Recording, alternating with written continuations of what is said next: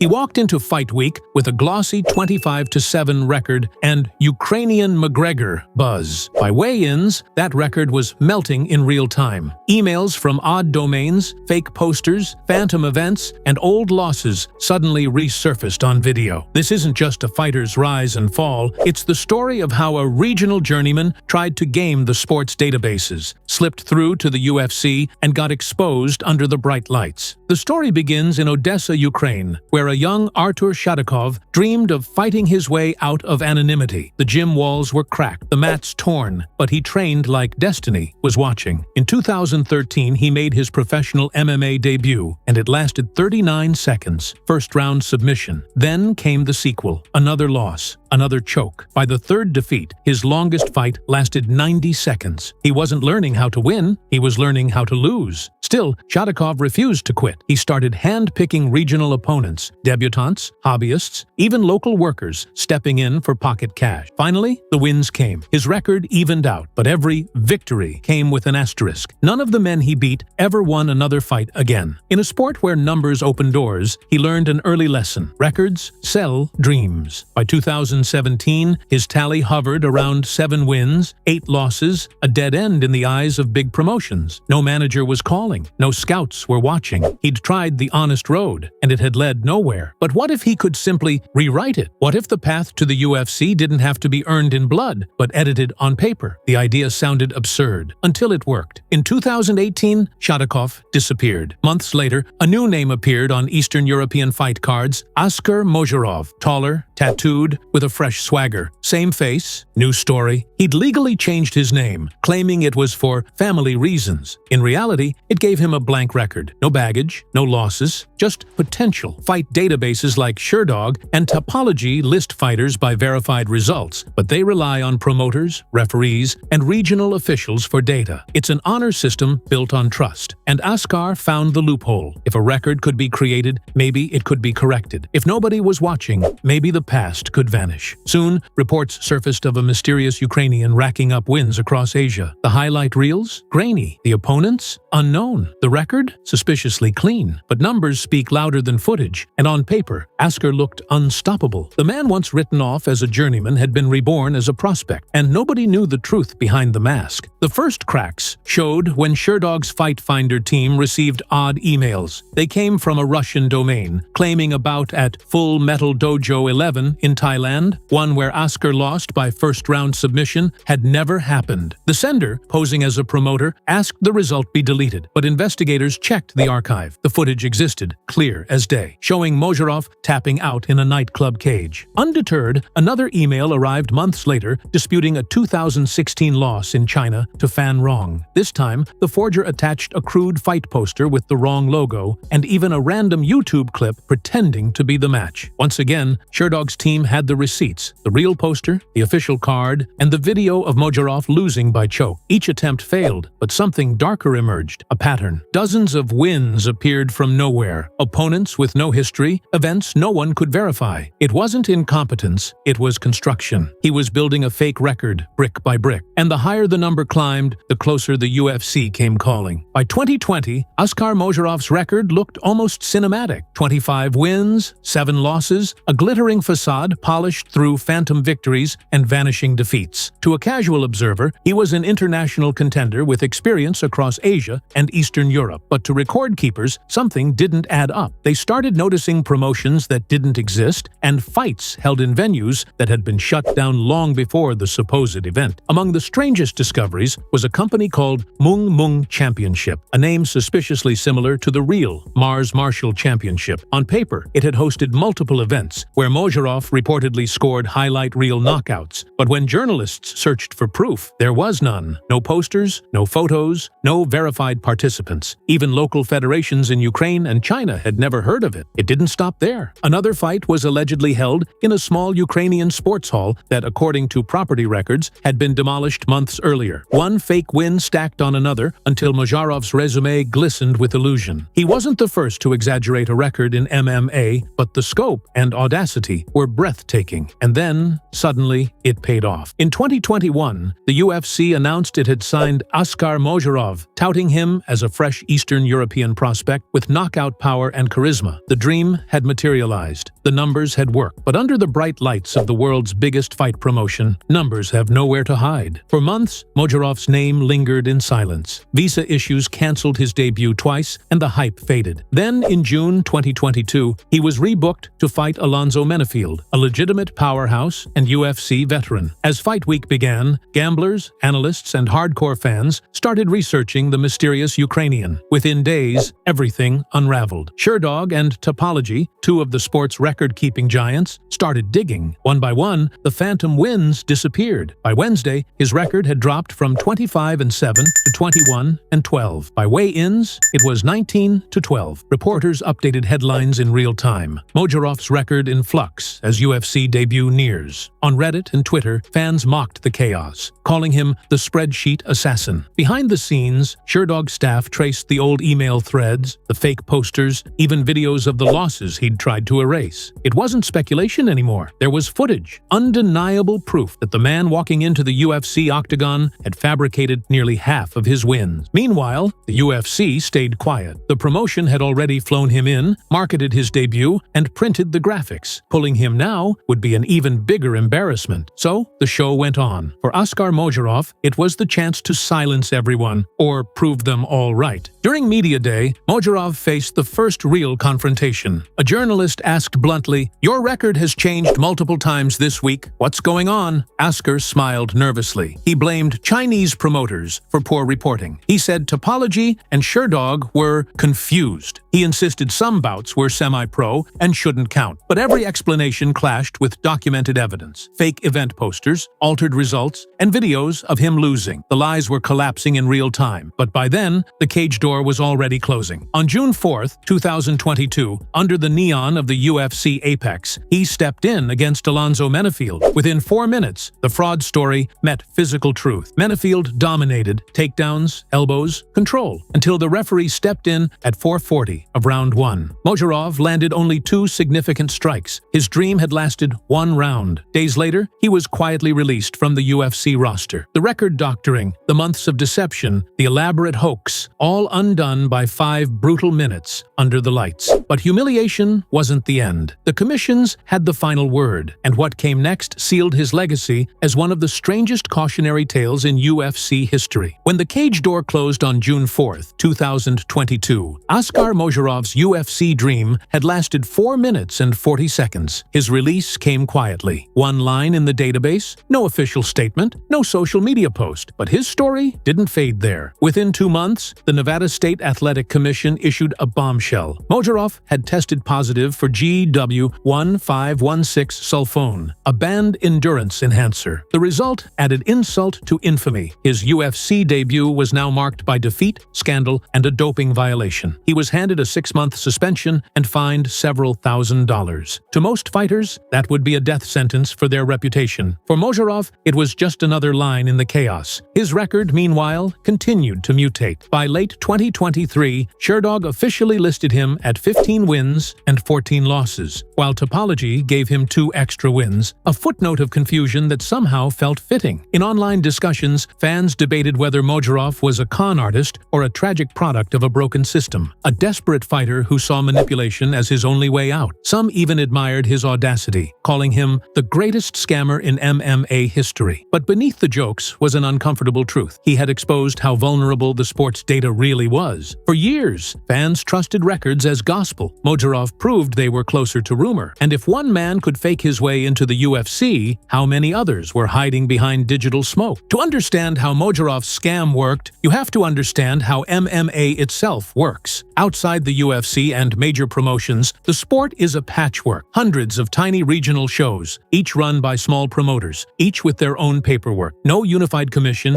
no standardized data sharing, no central authority. That's why sites like Sherdog and Topology became essential. They filled the gap, acting as public record keepers in a sport built on chaos. But those record keepers rely on honesty, and when honesty vanishes, cracks appear. Mojarov exploited that trust perfectly. A forged email here, a fake poster there, and a few unverifiable wins sprinkled across obscure promotions. It was enough to manufacture an illusion of legitimacy. In a global sport desperate for new markets, the UFC didn't double-check the details. They saw a Ukrainian knockout artist with a shiny record, not the paper trail of deceit behind it. When the truth emerged, it wasn't just embarrassing for Mojarov, it was embarrassing for the system. Promoters began quietly re-verifying fighter histories. Journalists started using independent video sources to confirm event footage. What began as a personal con turned into an industry wake-up call. Mojarov didn't just lie to get into the UFC, he exposed how easy it was to do it. And in doing so, he forced MMA to finally confront its own blind spots. Today, Askar Mozharov exists as a strange footnote in UFC history, not for what he achieved, but for what he revealed. His name has become shorthand for illusion. Pulling a Mojarov now means inflating a résumé, creating a myth bigger than reality. But his downfall wasn't just about deceit, it was about desperation. The kind born from chasing a dream that the world tells you is already dead. Behind the fake posters and emails was a fighter who once believed talent alone could get him there. When that failed, he rewrote reality to keep the dream alive. It's tragic in its own way, because the very thing he faked his way into, the UFC, was the one place where truth can't hide. In that cage, there are no aliases, no Photoshop, no edits, just skill, pressure, and pain. Mojarov's case triggered more rigorous background checks for regional fighters and forced commissions to communicate more closely. It also served as a quiet warning to every athlete tempted to take shortcuts. You can falsify your past, but the cage always tells the truth. Maybe that's the real moral of this bizarre story, that in combat sports, lies might get you in the door, but once the bell rings, reality punches back harder than any opponent ever could. And for Askar Mozharov, that punch landed the day the lights turned on and the world finally saw him for who he really was. Because in the end, every fighter's story gets written, whether they earned it or not.